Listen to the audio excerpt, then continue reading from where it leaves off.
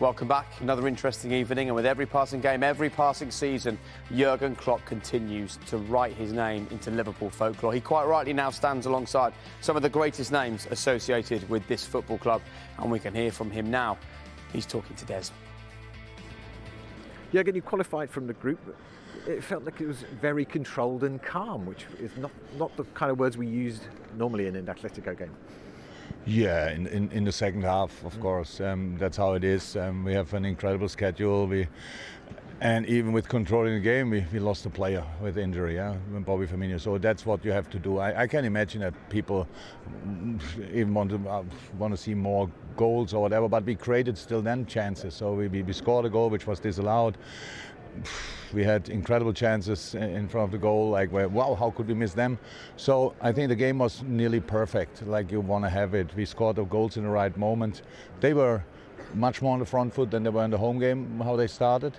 But we defended that well, obviously, and then two incredible balls from Trent, I have to say. Fantastic finishes as well, especially Sadio's one. I think Diogo would expect from himself that he finished that off. But Sadio keeps the ball, passes to the outside, and then is greedy enough to get in the right spot in the box and finish that situation off. So, and then with the red card, it's we don't like that. We don't want to play against 10 men. So, but then you have to really just be careful. They scored their goal and don't know exactly how it was offside. I didn't understand it 100%. Did they deflect it or whatever? But in the end, it's 2-0. A great night. Yeah.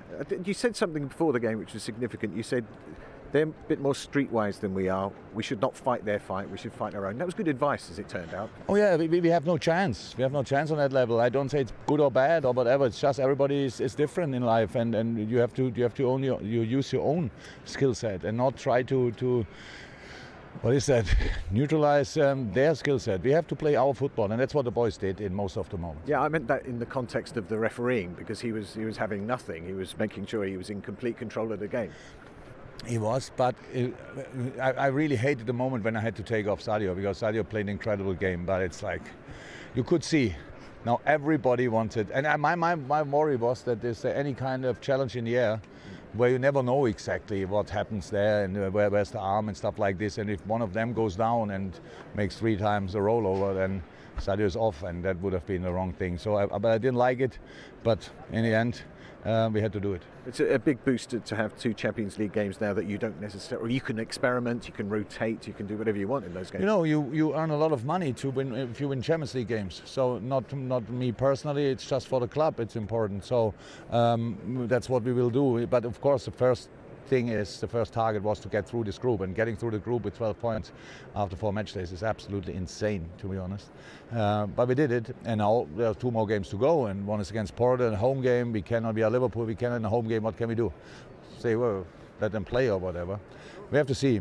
But and then going to Milan, I've never been there. It's a historical one, so we will show up there as well. So that's the situation. But of course, getting through the group. I'm not sure exactly when was the draw. September or something, or August, I don't know. And when I saw the group, I didn't think and didn't expect that we will be through after 4 games. But the boys did it, and really well deserved. Well done. Thank you. Thank you very much. In his words, nearly perfect. It's hard to argue with that. Well, I thought it was perfect. I don't see what more. They could have got more goals. But It's only nearly when you're Jurgen Klopp. Come on. Come on. Well, listen, we had that graphic before. He's in a steam company there with Paisley and Dalglish. These are the kinds of people that these are the circles he's moving in now. I mean, the job he's done at Liverpool is first class. To get through that group there, a difficult group on paper, flying colours, loads of goals, being able to rest players to manage the league as well. It doesn't get much better for Liverpool at the moment. Let's just talk then about this unbeaten run, because we're all obsessed with wins in football, but this unbeaten run of 25 games, you can compare it to, that is decades ago. That's how hard it is to achieve this. I just wonder what the confidence levels are like in a team when it's been that long since you lost a game of football. You definitely become bigger. You stand, if you're 5'8", you're 6'2" in the tunnel. Your chest is out. There's a confidence that comes over you as a team. There's an aura And I was fortunate enough to be in change rooms and in tunnels before games where the game almost felt won before you went out onto the pitch. And I'm sure these guys now, there'll be moments where they do feel like that, where they just feel immortal. They just feel like, listen, we can't get beat. There's not a chance. I don't see any threats on their team to hurt us. They can't stop us breaching their defence and scoring goals. And that's an unbelievable place to be. But you want it at the right time as well. It's great now, but you also want something like that and that kind of form and momentum to be carried out throughout the season, but also the critical period, the final hurdles of the season. Might have been a good thing as well, you know, when Liverpool went through a bit of a wobble, no fans at Anfield, a couple of their big players got injured, literally lost, was it 6 games or something on the spin against a lot of them only okay teams. 6 home games in the Prem last season. You almost think, and a lot of people at the time thought, wow, is that sort of Liverpool's bubble burst? But I think deep down everyone was thinking, no, get the fans back, get Van Dijk back, get a few of the big players back. And now they are. They're back. Everything's as it was a year or 2 ago. So, but there was that little wobble, and I think sometimes it does take, you know, you can get a bit complacent, think it's easy. I think it might have just helped them that, losing. I think it would have hurt a few. Exactly. It would have hurt a few's pride. It's like someone like Trent Alexander-Arnold. All he knew about was coming in and winning at Liverpool. He's always known as being a success at that club, and just he's a European Cup winner. He's a Champions League winner. He's won the league. Quick, early part of his career. He doesn't understand losing yet. Has a season of that, and all of a sudden, ego takes a bit of a shattering, which is normal. And there'll be loads of that. That'd have been like a domino effect through the squad. But that then rejigs, as reconfigure. Okay, we're here. There's a shift now. Back, the mentality's back on to go again and win, and it shows the culture that he's got at that club is the right one. Should we hear from him? Love to. All right, here he is. Here's Trent Alexander-Arnold talking to Des. Trent, a very satisfying night for you tonight. Yeah, it was an important one for us. You know, every game's important, but we've stuck to our game plan. You know, the game's obviously changed. They went down to 10 men. We've scored 2 kind of early goals. Fairly similar start to the game in Madrid. You know, we go 2 up, and then we've obviously learnt our lesson from where that game went. 2 up on the weekend against Brighton as well. You know, been 2 up, couple games now, but we were able to see it through. We dominated the game. Yeah, it was a smart performance. It was a clever performance. You were very calm in certain situations because Atletico like to draw you into a battle. Yeah, and we knew that. You know, going into the game, you know what kind of team they are. They wanna suck you into their way of playing. You know, the rough team. But we've stuck to what we're good at. Kept the ball, moved it quickly, and created opportunities. And yeah, we scored two really good goals. Yeah, your manager's very happy with your 2 assists this evening. So, but your role is evolving a little bit as well, because sometimes you're coming inside as well. But today, you stuck wide. Yeah, you know, I think me and Mo have got a really good understanding at the minute. Things are flowing quite naturally, and obviously Hendo, you know, pushing forward up the pitch today, playing number 8 with Fab back in the team was a big help for us. You know, we're told just to be flexible. There's no set positions, move, create confusion for the opposition, and that's what we've done.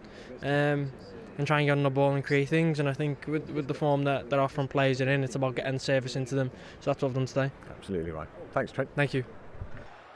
He's a man in form. Liverpool are back. He's back.